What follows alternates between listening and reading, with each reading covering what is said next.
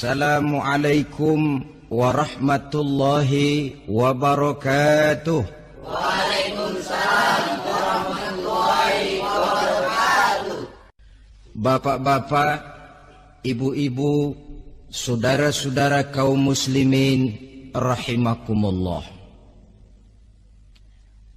Sudah menjadi keyakinan dalam kehidupan kita bahwa segala yang ada permulaannya tentu akan ada penghabisannya. Setiap yang punya awal mesti akan punya akhir. Tidak ada keabadian dalam kehidupan dunia ini. Semuanya datang dan pergi silih berganti, berubah oleh pergeseran masa dan pertukaran waktu. Demikianlah kalau kita mau merenungi kehidupan dari alam di sekitar kita. Sejak dari kehidupan tumbuh-tumbuhan, binatang, sampai kepada kehidupan kita, makhluk bernama manusia. Lihatlah kita manusia misalnya. Dimulai sejak kita terlahir ke alam ini, keluar dari alam rahim ibu, menjadi bayi yang merah tidak berdaya, untuk kemudian berangsur meningkat menjadi anak-anak. Dari kehidupan anak-anak berubah lagi kita menjadi remaja dengan segala keceriaan dan kelincahannya, dan dari masa remaja naik lagi kita memasuki usia dewasa, untuk kemudian berangsur memasuki hari tua. Lalu setelah kita memasuki hari tua, sehari, seminggu, sebulan, setahun, sampailah kita kepada batas waktu yang telah ditentukan oleh Allah, yang dinamakan ajal, dan bertemulah kita dengan yang disebut maut. Ini merupakan kepastian dalam kehidupan. Kalau saja kita mau merenung perubahan-perubahan yang terjadi pada diri kita, seharusnya membuat kita insaf dan sadar.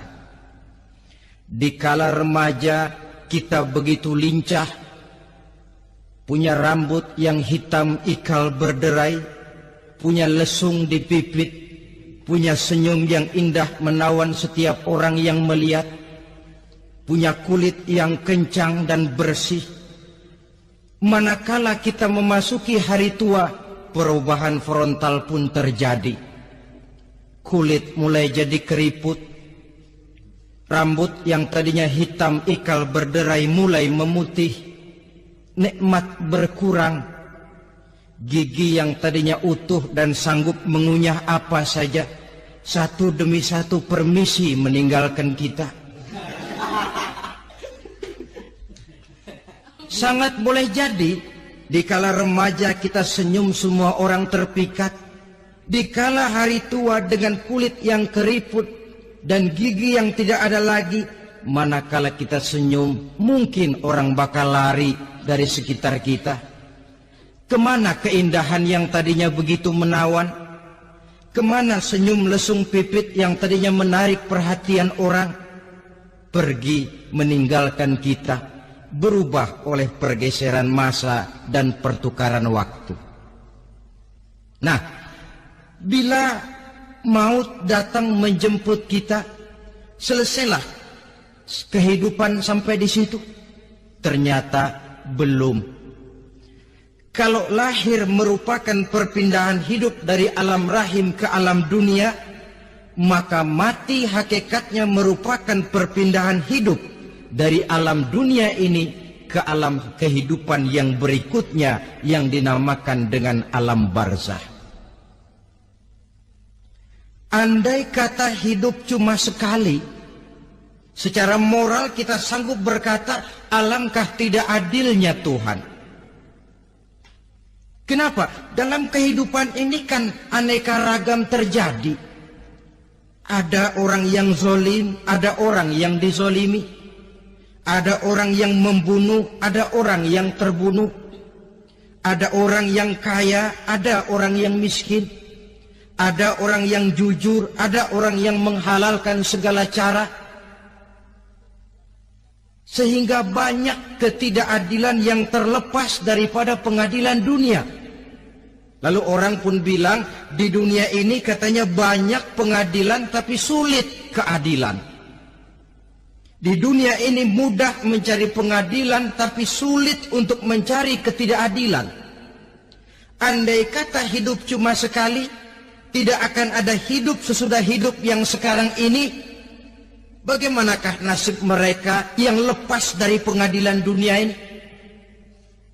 Alangkah tidak adilnya Allah, andai kata tidak ada kehidupan sesudah hidup yang sekarang. Tentulah akan terjadi di mana orang menghalalkan segala macam cara untuk mencapai tujuan. Yang penting kan saya kaya, yang penting kan saya punya jabatan dan kedudukan tinggi. Kalau perlu jilat atas, jilat atas. Kalau perlu sikut kiri kanan, sikut kiri kanan. Kalau perlu injak bawah, injak yang bawah. Ini prinsip daripada orang-orang komunis.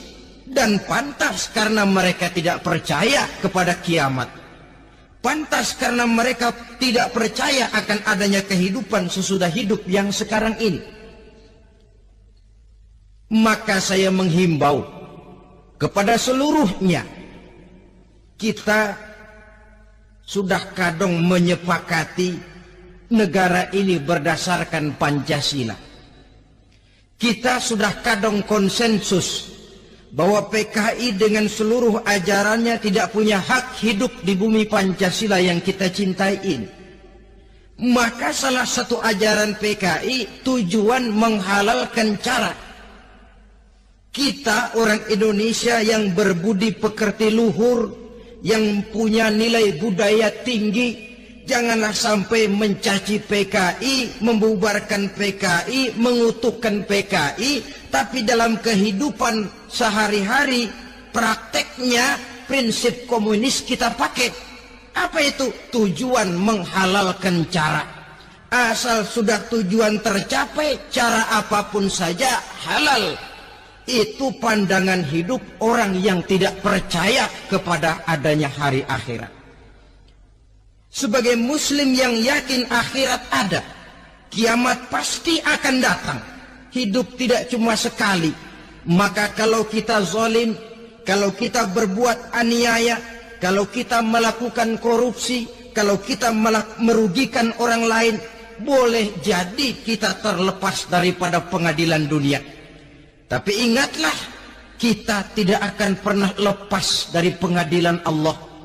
Pengadilan Qadhi Rabbul Jalil, di mana kita akan diadili dengan seadil-adilnya. Dan tidak satu perbuatan yang bersifat salah, yang bagaimanapun kecilnya, yang akan lepas dari pengadilan di akhirat itu nanti.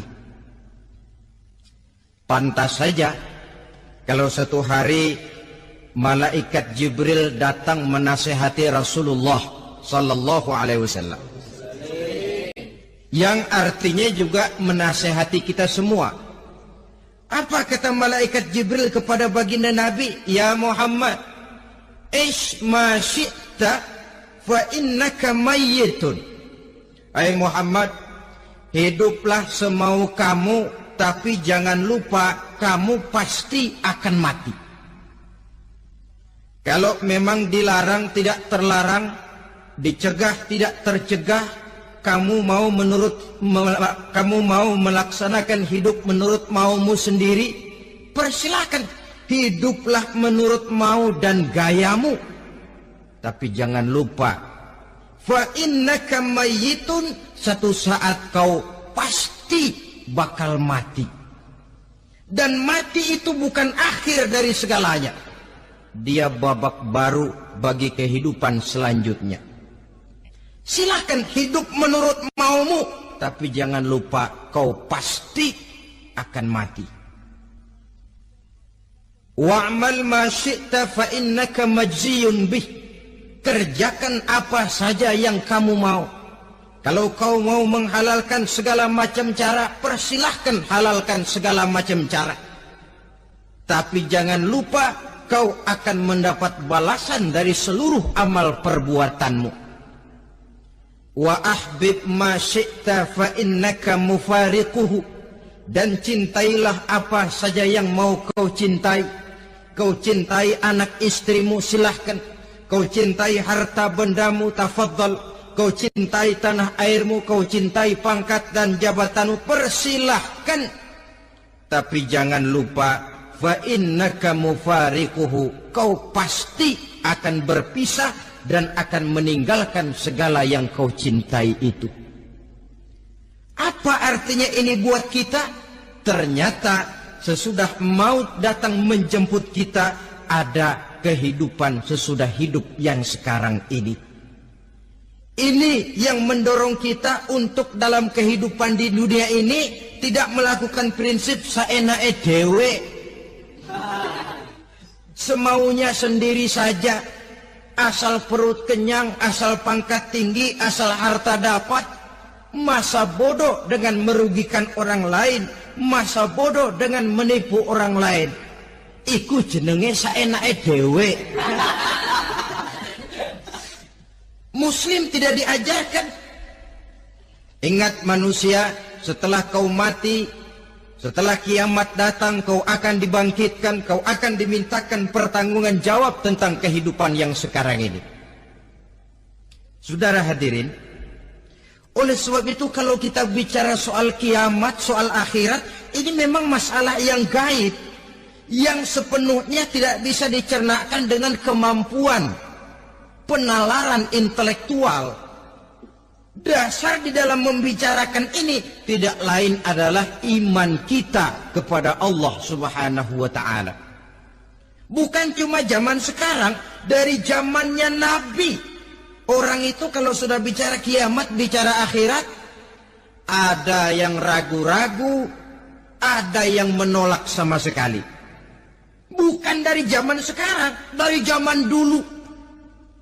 Pernah kok satu saat Rasulullah itu dakwah menceritakan, saudara-saudara, akan terjadi kiamat di mana Allah akan membangkitkan manusia dari kuburnya untuk memintakan pertanggungan jawab. Ini dalam dakwahnya Nabi pidato macam itu. Apa reaksi orang? Yang beriman ya mantap, tapi yang tidak beriman, bajingan-bajingan Quraisy ini,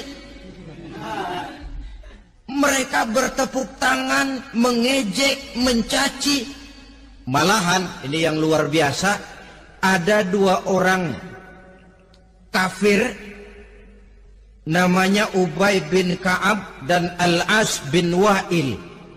Mendengar pidato macam ini, mereka buru-buru pulang ke rumah. Ngapain? Ngambil pacul. Lalu berangkat nyari kuburan tua. Dia gali itu kuburan. Tulang-tulangnya diangkut, dibawa ke depan Nabi.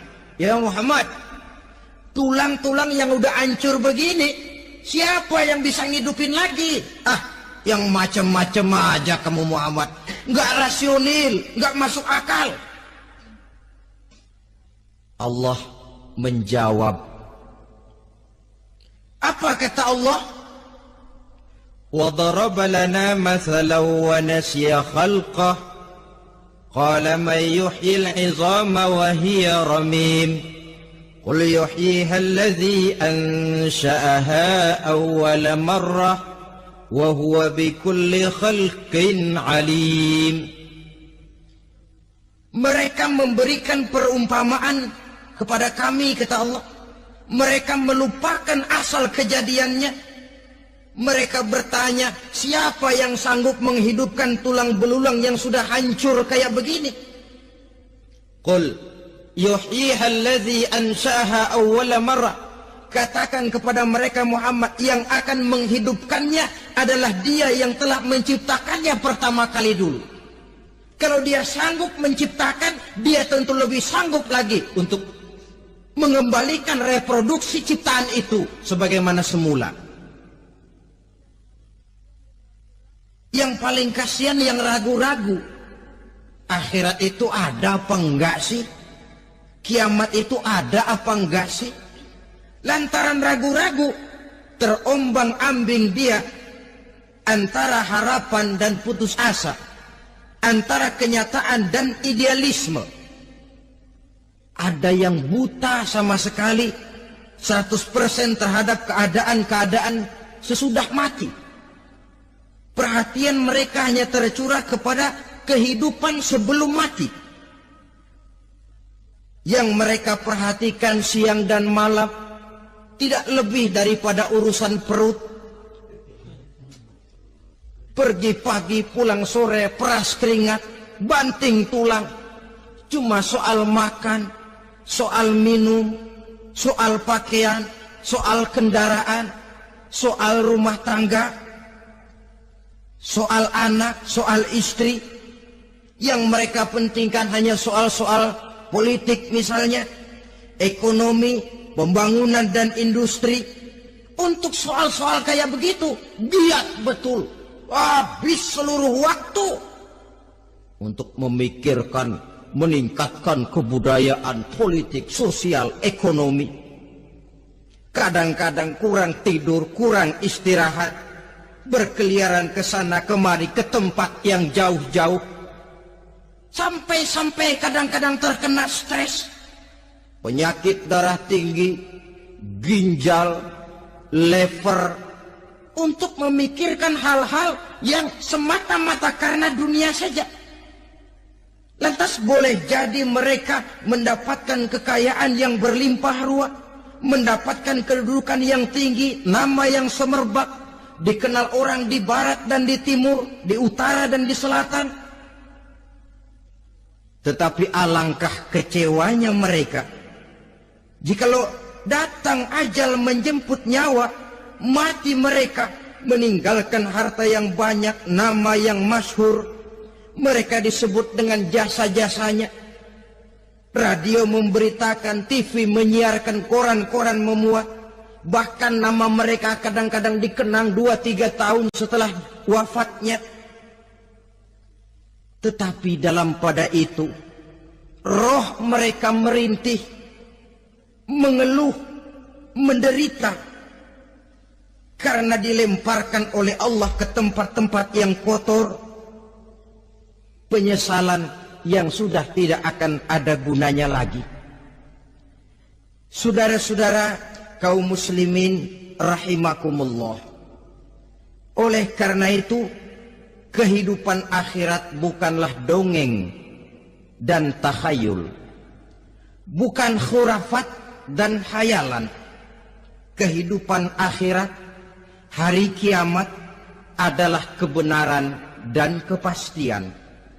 Dalam surah Al-Hajj ayat ke-7, Allah Subhanahu wa taala menyatakan, wa anna as-sa'ata atiyatun la raiba fiha wa anna Allah yab'atsu man fil qubur. Dan bahwasanya kiamat itu sesungguhnya adalah sesuatu yang pasti dan tidak ada keraguan-raguan lagi di dalamnya. Dan bahwasanya Allah sungguh-sungguh akan membangkitkan manusia dari kuburnya masing-masing. Nah, kalau kita sudah yakin kiamat sesuatu yang pasti adanya, akhirat sesuatu yang pasti adanya, dari mana pembicaraan tentang kiamat ini kita mulai? Tentu dari diri kita. Marilah kita mencoba melihat proses perjalanan hidup ini sampai kita memasuki kiamat. Hadirin, tidak ada makhluk secantik manusia. Tidak percaya, pernah ke Ragunan? Nah, saudara masuk ke kebun binatang.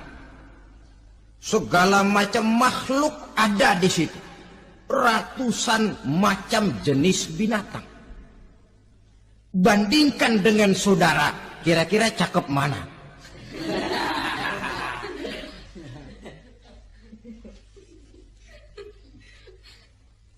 Dari seluruh makhluk yang diciptakan Allah itu, manusia fi ahsani taqwim, dalam bentuk yang paling sempurna, sejak susunan biologis sampai kemampuan berpikir.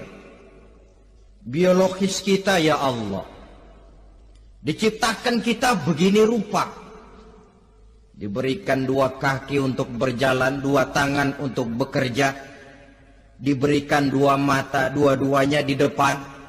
Pernah saudara mikir kalau mata kita yang satu di depan, yang satu di belakang? Rasanya nggak laku kacamata.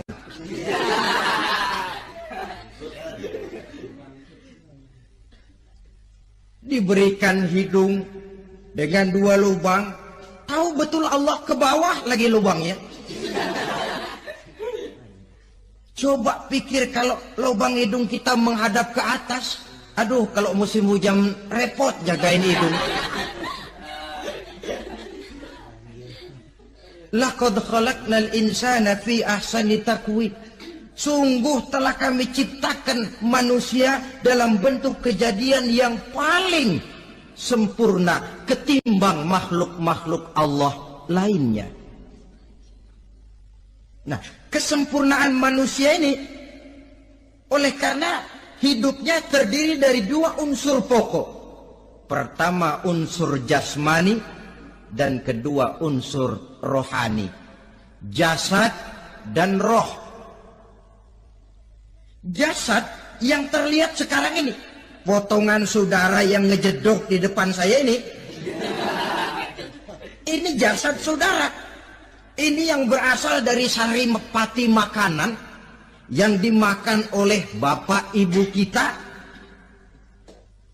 Lalu hasil kerjasama yang baik antara ibu dengan bapak, terwujudlah kita. Kalimat langsungnya jasad ini berasal dari tanah yang tadi berubah dari bayi, remaja, dewasa, meningkat hari tua. Yang berubah itu jasmani kita. Kenapa? Karena jasmani itu materi, benda, daya tahannya terbatas. Dia berubah oleh pergeseran massa dan pertukaran waktu. Apa ada orang makin tua makin cakep? Jasmani oleh karena dia materi, dia berubah oleh pergeseran massa dan pertukaran waktu.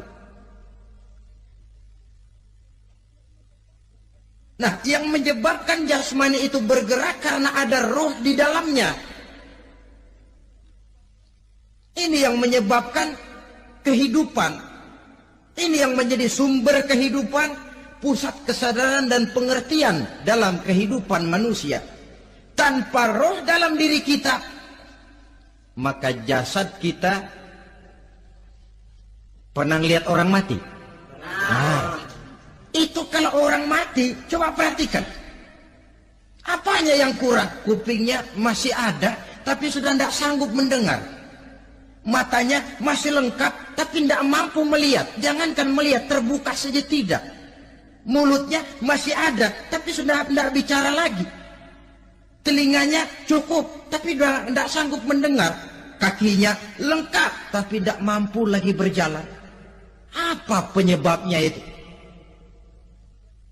Ternyata jasmani kita, jasad ini, manakala sudah ditinggalkan oleh roh, dia tidak akan bisa berdaya apa-apa. Tidak mampu berjalan, tidak pula berbuat, tidak pula bekerja apapun saja. Saudara-saudara, dua-duanya punya kebutuhan. Jasmani ada kebutuhannya, rohani pun ada kebutuhannya. Jasmani yang jelas perlu makan, perlu minum, perlu tidur, perlu pakaian, dan sebagainya. Nah, apabila saat berpisah datang, ajal sampai, berpisahlah roh dan jasad. Dan itulah yang dinamakan dengan maut. Jadi apa sih mati itu? Mati adalah berpisahnya roh dengan jasad. Sebab itu Islam sangat menganjurkan kita untuk banyak-banyak mengingat mati. Bagaimana caranya mengingat mati? Pertama, mati itu kan pasti. Kira-kira yang hadir di sini ada yang nggak mati nggak kira-kira? Semuanya bakal mati kan? Berani? Sekarang mau? Saudara, sebenarnya kalau kita merenung lebih jauh, orang itu tidak perlu takut mati. Walaupun tidak boleh terlalu berani menghadapi mati. Karena bagaimanapun takutnya kita kepada mati, toh dia pasti datang. Bagaimanapun beraninya kita mati, kalau belum ajal, ya tidak mati juga. Jadi muslim itu kan harus berani menghadapi hidup dan tidak takut menghadapi mati. Mati adalah sesuatu yang pasti. Muslim dianjurkan banyak-banyak mengingat mati dalam kehidupan. Caranya bagaimana? Pertama, berziarah nengokin teman yang sakit. Ya? Suka nengokin teman yang sakit enggak? Oh, itu pahalanya kata Nabi. Menengok orang yang sedang sakit lebih afdol daripada sholat sunnah 1000 rakaat. Apa pernah saudara sembahyang sunnah sampai 1000 rakaat? Nengokin orang sakit pahalanya lebih afdol daripada itu. Kenapa menengoki orang sakit mengingatkan kita kepada mati? Iya ya, ini teman saya yang kemarin seger banget, bercanda sama saya, ketawa sama-sama, sekarang terbaring tidak berdaya, hilang kemampuannya, hilang keceriaannya, sakit. Iya kalau sembuh, kalau ajal, iya sekarang giliran dia, kalau jatuh ke saya. Lalu menghibur teman dengan kata-kata yang enak, yang akan mendatangkan sugesti supaya dia cepat sembuh. Jangan nengokin orang sakit jujur. Sakit apa lo? Perut. Emang teman gua kemarin sakit begini mati ya? Wah, itu orang bisa jadi shock lantaran etika kita tidak akan sampai ke sana. Menjenguk orang sakit akan mengingatkan kita kepada mati. Apalagi ziarah kubur. Ada yang orang tuanya sudah meninggal? Nah, kalau ada, ya tidak bisa tiap hari, sekurang-kurangnya seminggu sekali. Jumat pagi misalnya, ziarah kita ke kubur. Sehingga kalau kita masuk kubur kan ada etikanya. Assalamualaikum ya ahlal kubur wa inna insyaallahu bikum lahikun. Hai penduduk kubur, keselamatan bagi kamu dan kami yang masih hidup sekarang ini insyaallah pasti bakal nyusul kamu. Iya, yang kemarin gagah benar sekarang terbaring tanpa daya. Ini unggukan kuburannya. Yang kemarin ada sekarang sudah tidak ada. Kemana dia? Kami satu saat pasti akan begini. Ingat mati. Lalu apalagi yang bisa membuat kita ingat kepada mati? Mengawal jenazah. Bukankah sangat dianjurkan oleh agama? Bahkan kalau bisa sejak mengurusnya, memandikannya, mengkafankannya, menyolatkannya untuk kemudian mengantarnya ke kubur. Hari ini saya antar dia ke kubur, besok boleh jadi saya yang diantar orang. Hari ini saya solatkan dia, besok boleh jadi saya yang disolatkan orang. Hari ini saya masukkan dia ke liang lahat, besok mungkin giliran saya dimasukkan orang ke liang lahat. Ingat mati, tumbuh kesadaran. Lalu daya positifnya dalam kehidupan apa? Nah, saudara-saudara hadirin, orang yang mengingat mati bukan lantas menjadi lemah dalam kehidupan, menjadi putus asa, sedikit semangat, terbentur kesulitan, mudah frustasi. Bukan itu tujuannya kita diperintah mengingat mati. Jelasnya Islam menganjurkan kita untuk mengingat mati guna maksud-maksud yang positif, supaya orang lalu sadar hidup ini cuma sebentar. Maka mumpung hidup, nah ini mumpung, tapi mumpung yang baik. Mumpung hidup, maka hidup yang singkat ini harus saya pergunakan dengan sebaik-baiknya, melakukan kebajikan yang sebanyak-banyaknya, menjauhkan rasa malas, menunggu keajaiban yang datang dari langit, berleha-leha, bermain-main, sementara maut kalau dia datang tidak pernah main-main. Pantas kalau seorang penyair bernama Syauqi memesankan, tazawwad bittaqwa fa innaka la tadri iza hanna al-lailu hal ta'ishu ila al-fajri kam min sahihin mata min ghairi illatin wa kam min alilin 'asha hinan min ad-dahri. Persiapkan dirimu dengan takwa, sebab kamu tidak tahu apabila malam datang kamu masih bisa hidup apa enggak besok pagi. Apa ada jaminan saudara yang kumpul di depan saya malam ini besok masih bisa hidup? Tidak. Ada jaminan? Tidak. Tidak ada sama sekali. Kam min sahihin mata min ghairi illatin.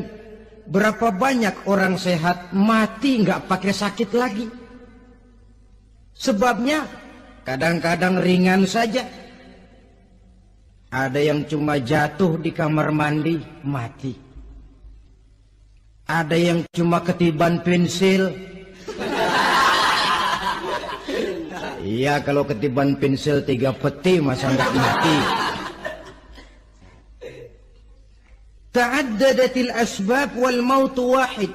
Sebabnya boleh jadi macam-macam, tapi mati satu juga, yaitu mati. Dia seperti kelapa yang terlalu tua jatuh ke bawah, yang kembang baru keluar pun jatuh ke bawah. Itulah mati. Dia datang menjemput yang bayi, dia datang mengambil yang anak-anak, dia datang juga kepada yang remaja, kepada yang dewasa, kepada yang tua sekalipun. Jangan yang remaja lalu berpikir, gua rasanya masih jauh banget mau mati. Ini sesuatu yang pasti yang kita tidak pernah diberitahu kapannya. Kalau dikasih tahu kapannya kan kita bisa, umpama malaikat maut datang ke rumah saya, saudara Zainuddin kau mati 80 tahun lagi. Saya kan berhitung, masih lama, poya-poya aja dulu Tapi ini tidak pernah diberitahu kepada kita. Lantaran tidak diberitahu itulah kita perlu bersiap-siap dengan selalu mengingat-ingat mati yang mendorong kita untuk berbuat positif. Satu contoh peringatan mati yang mendatangkan positif pada peristiwa ketika turun perintah hijrah. Ketika di Mekah sudah terpepet turun perintah hijrah. Ini sahabat yang berangkat hijrah, jangan dikira semua bulat hati. Ada yang mikir, kalau saya hijrah berangkat dari Mekah ke Madinah, nanti di tengah jalan dicegat oleh kafir Quraisy lalu dibunuh mati saya. Takut mati. Allah peringatkan, kullu nafsin za'iqatul maut. Kamu disuruh hijrah saja takut mati, padahal kamu tahu semua yang hidup bakalan mati. Diam saja di Mekah mati, hijrah ke Madinah pun akan mati. Mendengar ayat ini, Sayyidina Umar bin Khattab seperti dibakar semangatnya. Kalau sebagian sahabat hijrah sembunyi-sembunyi, beliau mau hijrah itu malah bajingan Quraisy dikumpulkan dekat Ka'bah. Pidato, ya ma'syara Quraisy, dedengkot Quraisy, dengerin. Besok pagi yang namanya Umar bin Khattab mau hijrah dari Mekah ke Madinah. Siapa yang kepengen kepalanya berpisah dengan badannya, persilahkan cegat Umar di jalanan. Besok dengan tenang dia berangkat hijrah, gak ada yang berani nyegat. Tuh Quraisy juga barangkali mikir, gue ngapain nyegat penyakit. Begitu ingat mati, timbul semangat juang, timbul semangat berbuat. Ini ingat mati yang positif, bukan yang melemahkan semangat. Dah jangan kerja rajin-rajin dah, lu bakalan mati. Ini ingat mati yang salah pasang. Ingat mati seharusnya mendorong manusia untuk berbuat lebih tekun. Allah memberikan peringatan, Qul innal mauta alladhi tafirruna minhu fa innahu mulaqikum. Katakan, maut yang kamu akan melarikan diri daripadanya, yang kamu takuti benar dia pasti akan datang menjemput kamu. Saudara-saudara hadirin yang saya hormati, datangnya memang tidak kita harapkan yang namanya maut. Tapi sekali dia datang, tidak ada pintu tempat kita lari. Dia memang tidak pernah kita undang. Tapi sekali dia datang, mengetok pintu, kekuatan apa yang bisa menolak? Dia sebuah tanda seru dalam kehidupan. Apa yang menyebabkan orang takut mati? Pertama barangkali karena dia tidak tahu bagaimana kehidupan sesudah mati. Alam kubur gelap, alam akhirat gelap. Sehingga dia bingung, lantaran bingung lalu jadi takut. Yang kedua boleh jadi oleh bayangan-bayangan dosa yang pernah dia kerjakan di dunia ini. Kerjanya cuma menumpuk dosa. Dia gembira, bahagia, tertawa di atas tumpukan dosanya. Merasa segan berpisah dengan seluruh kehidupan ini. Sehingga boleh jadi maut adalah sesuatu yang ditakutkannya benar dalam kehidupan. Tapi bagaimanapun takutnya, tidak ada tempat lari dari dia. Dalam ayat lain Allah jelaskan, Aynama takunu yudrikumul mautu walau kuntum fi burujim musayyadah. Di mana saja kamu berada, dalam benteng yang paling tangguh sekalipun, maut pasti akan datang menjemput kamu. Nah, bagaimana caranya maut datang menjemput kita? Bila datang dia, sang malaikat pencabut nyawa, malaikat Israel namanya, hendak mengambil roh kita. Dalam suasana macam begitu, di akhir kehidupan dunia, dalam berhadapan dengan sakaratul maut, terbagilah manusia dalam dua bagian besar. Pertama, yang menghadapi sakaratul maut itu dengan husnul khatimah, baik di akhirnya, sehingga pada saat ruhnya berpisah dengan jasadnya, kelihatan dia seperti senyum, mukanya cerah. Bahkan sebelum itu boleh jadi dia sempat meninggalkan pesan-pesan yang baik. Ada yang sempat azan, ada yang sempat baca Quran. Pernah kan nemui orang yang mau mati seperti itu? Yang sempat azan, yang sempat baca Quran, yang sempat meninggalkan wasiat-wasiat yang baik. Sebab apa? Malaikat maut datang menjemput mereka juga dengan baik-baik. Dicabut ruhnya perlahan-lahan, tapi sungguh pun perlahan-lahan. Pedihnya, sakitnya tetap tiada tara. Rasulullah Sallallahu Alaihi Wasallam, dikala beliau hendak berhadapan dengan sakaratul maut, diceritakan mencelupkan tangannya ke dalam gelas berisi air, lalu mengusapkannya ke muka beliau seraya berdoa, "Ya Allah, mudahkan saya dalam menghadapi sekarat ini." Beliau juga yang mengatakan bahwa sakitnya sakaratul maut sama dengan 300 kali bacokan pedang. Sehingga kita diajarkan doa, di antara doa selamat itu kan ada Allahumma hawwin alaina fi sakaratil. Ya Allah, mudahkan saya di dalam menghadapi sakaratul maut itu. Ketika ruh ini keluar dari jasad, mata masih mengikuti ruh itu. Sehingga kadang-kadang ada yang matanya terbelalak dan tidak sempat ditutup, terbuka terus. Mengikuti ruh itu keluar dari jasadnya. Adapun golongan kedua, manusia yang ketika berhadapan dengan sakaratul maut mendapatkan su'ul khatimah. Jelek di penghabisannya. Sekaratnya sudah setengah mati. Lalu jelek juga di akhirnya. Mati dalam keadaan yang tidak baik, tidak terpuji. Ada yang lagi megang kartu, mati. Ada yang lagi di tempat ngadu ayam, mati. Ada yang lagi di tempat pelacuran, mati. Ada yang lagi megang botol minuman keras, mati. Nih barangkali malaikat maut gemes banget nariknya, lu bajingan, lu tarik terus kan. Mati su'ul khatimah. Makanya bagus itu. Kadang-kadang di majelis-majelis taklim kan sering dibaca ya Allah biha, ya Allah biha, ya Allah bihusnil khatimah. Kan ada itu? Ada enggak?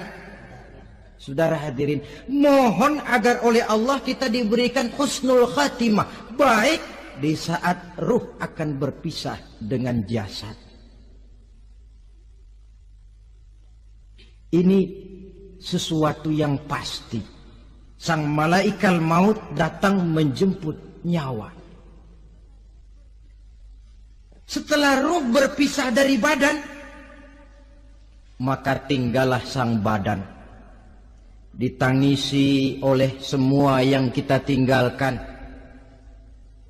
Sehingga kepada putrinya Fatimah, ketika malaikat maut datang hendak menjemput baginda Nabi, beliau berkata kepada anaknya, Fatimah, kamu tahu siapa yang datang?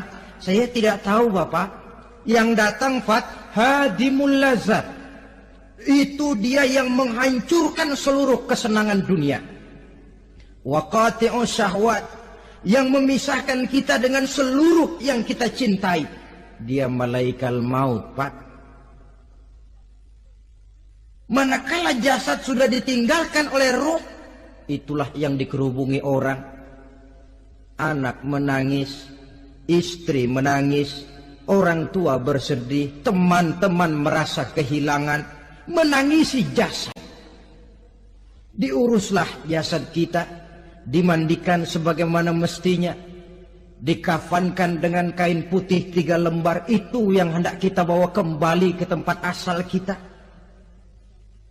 Pakaian sutra, jas yang mereknya Switzerland wool, kain yang Samarinda, sepatu yang Belly atau Beltoni, jam tangan yang Rolex, kendaraan yang serba mewah. Tidak ada yang menyertai kita. Kain putih 3 lembar itu saja lagi. Demi setelah dikafankan, dibujurkan, kita menghadap ke arah kiblat. Orang banyak pun datang menyolatkan kita dengan 4 takbir, diiringi dengan doa. Lalu upacara pelepasan, berangkat kita meninggalkan anak, istri, suami, kampung halaman, tanah air, bahkan alam dunia ini. Selamat tinggal alam dan seluruh isinya. Tinggallah yang tinggal.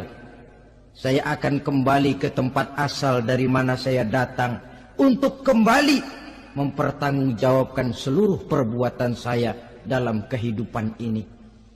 Manakala upacara pelepasan selesailah sudah, dimasukkan kita ke keranda jenazah, digotong orang, bismillah wa ala millati rasulillah, dibawa ke tempat peristirahatan terakhir katanya. Padahal dulu kalau mau kita istirahat, ke villa lah kita, ke Bali lah kita, ke Hong Kong lah kita, ke tempat-tempat tamasya yang indah. Oh, rupanya akan sampai juga perjalanan menuju tempat peristirahatan terakhir yang luasnya tidak akan lebih dari 2 kali 1 meter. Diusung orang kita, diantarkan orang banyak.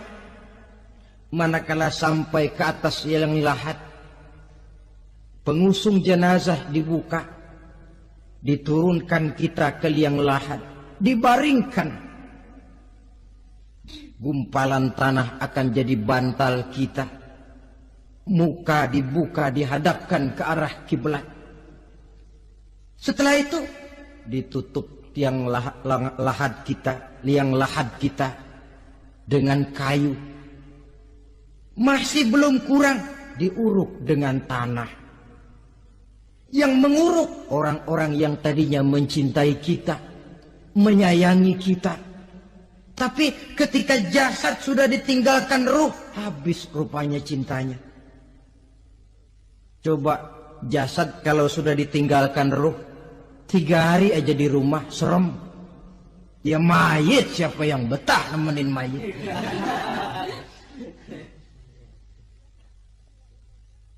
Lalu bila upacara pemakaman selesai,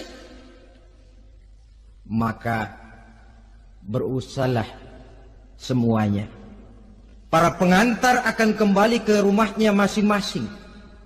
Maka masuk kita ke alam kehidupan, yaitu yang disebut alam barzah atau alam kubur.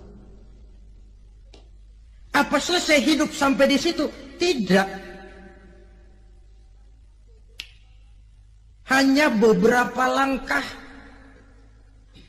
setelah yang mengantar kita pulang, diriwayatkan dalam hadis Bukhari dan Muslim, bila seseorang sudah diletakkan di kuburnya, lalu yang mengantar kembali pulang, maka roh si mayit akan dapat mendengar bunyi terompah orang yang pulang itu. Bunyi terompahnya terdengar. Datang 2 malaikat menanyakan dia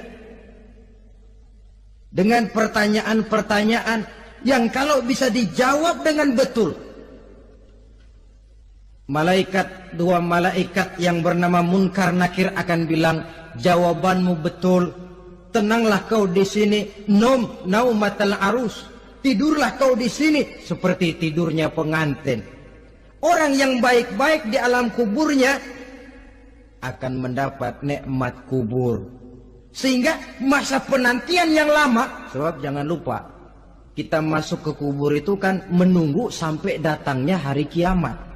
Jadi kalau kiamat umpama masih 1000 tahun lagi, ya 1000 tahun kita menunggu.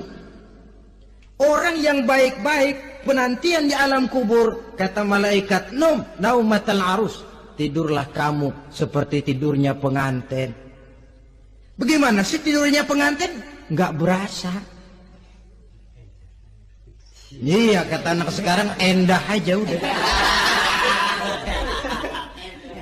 Begitu mendusin pagi, kata lakinya, malam sebentar bener ya Neng. Sebentar betul katanya malam. Ya tentu saja tidak terasa. Kenapa? Dia tidak pernah memikirkan waktu. Terbawa oleh kenikmatan dan kelezatan yang dirasakannya dalam kehidupan. Tapi orang kafir, orang yang dosanya bertumpuk, tidak sanggup menjawab pertanyaan 2 orang malaikat, maka dia akan mendapat azab di alam kuburnya terus menerus siang dan malam sampai datangnya hari kiamat. Ibarat maling ayam ketangkep, belum masuk pengadilan udah digebugin duluan. Kan begitu kan? Ada maling ayam nggak di sini? Nah, itu yang nyaut tadi pengalaman itu. Di disidang belum, divonis belum, digebukin babak belur. Saudara hadirin, maka alam kubur bisa merupakan raudhatun min riyadil jannah. Taman di antara taman-taman surga pun juga bisa merupakan hufratun min hufarin niran, menjadi liang daripada neraka. Ada lagi riwayat yang dari Imam Muslim yang diperoleh dari Zaid bin Sabit. Zaid bin Sabit cerita, satu hari kami bersama Rasulullah sallallahu alaihi wasallam berada dalam kebun kepunyaan Bani Najjar.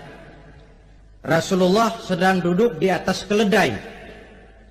Tiba-tiba entah bagaimana itu keledai terkejut, kaget, berontak, hampir Rasulullah jatuh. Rasulullah kemudian bertanya, rupanya di kebun itu ada kuburan tua, 5 atau 4 kuburan. Rasulullah lalu bertanya, saudara-saudara ada yang tahu nggak ini kuburan siapa? Nggak ada ya Rasulullah. Memang kenapa?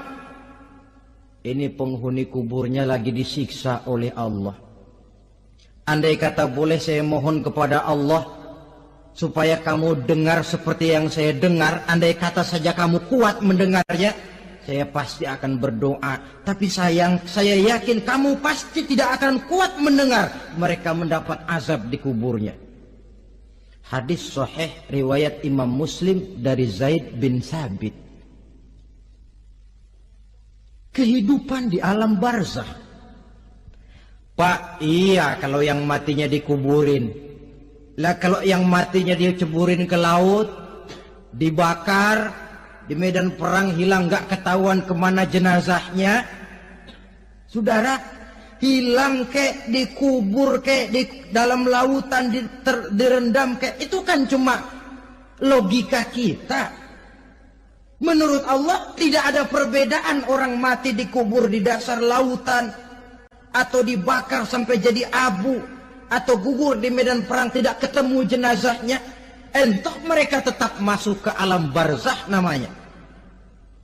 Jasad boleh hancur, tapi roh sebagai sumber kehidupan, pusat kesadaran dan pengertian, dia tetap ada, mengalami kebahagiaan dan kegembiraan atau mengalami kepedihan dan penderitaan, bergantung kepada amalan yang kita lakukan dalam kehidupan di dunia ini.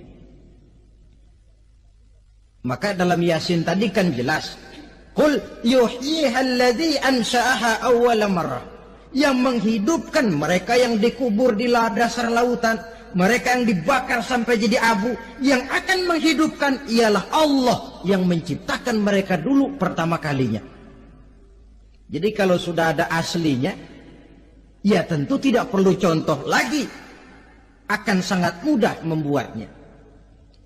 Orang tua kita, keluarga kita yang sudah berpulang, mereka di alam barzakh sekarang ini bisa mendapat nikmat kubur, bisa mendapat azab kubur, bergantung amalan mereka dalam kehidupan di dunia ini. Dalam Musnad Imam Ahmad dan Sahih Abi Hatim malah ada tambahan riwayat. Orang yang banyak kebajikannya di dunia, amalannya akan datang menemani dia. Sholatnya dekat kepalanya, puasa sebelah kanan, zakat sebelah kiri, menghibur dia. Malahan dikatakan berbentuk orang yang cantik menemani dia di alam kuburnya. Aneh, dia tanya, man anta lam ara fid dunya ajmal minka. Siapa kamu? Di dunia ini belum pernah saya melihat orang secantik kamu. Dia jawab, ana amaluka soleh. Saya adalah amalmu yang soleh yang kau kerjakan waktu di dunia. Saya sekarang diperintahkan untuk menemani kamu di sini. Alhamdulillah. Sedangkan amalnya yang jahat akan datang dalam bentuk yang menyeramkan menemani dia di sana. Bayangin deh, di kuburan ditemenin yang serem-serem. Sama juga di dunia. Di dunia, kalau kita di tempat gelap ditemenin orang cakep, enak nggak? Wah, pengalaman. Tapi coba bayangin, sudah tempatnya gelap, yang nemenin jelek nggak ketulungan, gerah kita. Nah, saudara hadirin yang saya hormati, lalu bagaimana tempat arwah-arwah yang sudah kembali menghadap Allah yang disebut mustaqarrul arwah itu? Macam-macam tingkatannya sesuai dengan profesi dan amalannya waktu di dunia. Ada roh-roh itu yang setelah pisah dengan jasad, artinya mati, ditempatkan di tempat yang disebut a'la iliyin, tempat yang tertinggi. Siapa ini? Arwahnya para nabi dan para rasul. Ini fi a'la iliyin, di tempat yang tertinggi. Arwahnya para nabi, arwahnya para rasul. Dan karena kita bukan nabi, bukan rasul, ya jangan mimpi dapat tempat fi a'la iliyin. Kecuali kalau Allah menghendaki, itu hak prerogatif Allah. Tapi kan tidak adil kalau Allah melakukan itu. Ini kelompok roh-roh yang masuk golongan VIP. Wah, the first class. Para nabi, para rasul. Lalu ada pula roh-roh itu yang setelah pisah dengan jasadnya diumpamakan seperti burung-burung hijau yang berterbangan di perkebun-kebunan surga. Roh siapa mereka ini? Rohnya para syuhada, orang-orang yang mati syahid gugur membela agama. Nah, ini bedanya orang mati syahid dengan pahlawan, ya. Apa bedanya syuhada dengan pahlawan? Kalau syuhada, orang yang gugur membela agama, niatnya karena Allah, mati syahid. Kalau pahlawan, orang yang gugur membela negara, orang yang dianggap berjasa kepada pemerintah. Klimaksnya, kalau orang mati syahid, jelas surga. Tapi pahlawan, belum tentu surga. Kenapa? Bergantung kepada negara macam apa yang dibelanya dan pemerintah model mana yang dibelanya.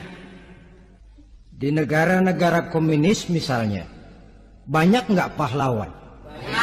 Dengan sekian tanda jasa yang mati di medan perang dan sebagainya. Kira-kira pahlawan komunis masuk surga enggak? Ya, kalau pahlawan komunis masuk surga, kita nggak kebagian kapling di surga barangkali. Inilah bedanya pahlawan dengan orang mati syahid. Kemudian ada pula roh itu yang tertahan di pintu surga. Tertahan di pintu surga. Ini seperti tadi, orang yang mati syahid tapi masih ada kaitan di dunia. Rasulullah pernah ditanya orang, ya Rasul, kalau saya maju ke medan perang bela agama, mati syahid, apa saya masuk surga? Iya, masuk surga. Kecuali kata Nabi, kalau masih punya utang. Nah, tertahan di pintu surga. Ada pula roh itu yang tertahan di alam kuburnya. Ini umumnya seperti tadi itu. Ada mempunyai dosa, mempunyai kesalahan, sehingga merasakan azab kubur. Ada juga roh itu yang tertahan di permukaan bumi. Mereka yang dalam hidup selalu menumpuk dosa-dosa yang besar, meninggal sebelum keburu untuk bertaubat. Saudara hadirin yang saya hormati, inilah yang kita khawatirkan. Sebab jikalau pada saat roh sudah datang, jikalau saatnya roh datang berpisah dengan jasad, menemukan sakaratul maut, saat itu taubat sudah tidak akan ada gunanya lagi. Masuk ke alam kubur, mendapat azab kubur, sampai datangnya hari kiamat. Berapa lama di alam kubur ini? Menunggulah kita sampai datang saatnya kiamat. Nah, saudara-saudara, apa tanda-tanda hari kiamat? Kapan dia akan datang? Bagaimana hal ihwal manusia pada saat terjadi kiamat? Bagaimana alam ini? Bagaimana perhitungan di padang mahsyar? Insya Allah akan saya ungkapkan pada bagian kedua dari ceramah ini. Insya Allah kita akan lanjutkan pembicaraan ini sampai kepada terminal paling akhir, surga dan neraka. Inilah saja pertemuan kita pada kesempatan kali ini. Terima kasih banyak atas segala perhatian. Mohon maaf atas segala kekurangan. Wabillahi taufiq wal hidayah. Wassalamualaikum warahmatullahi wabarakatuh.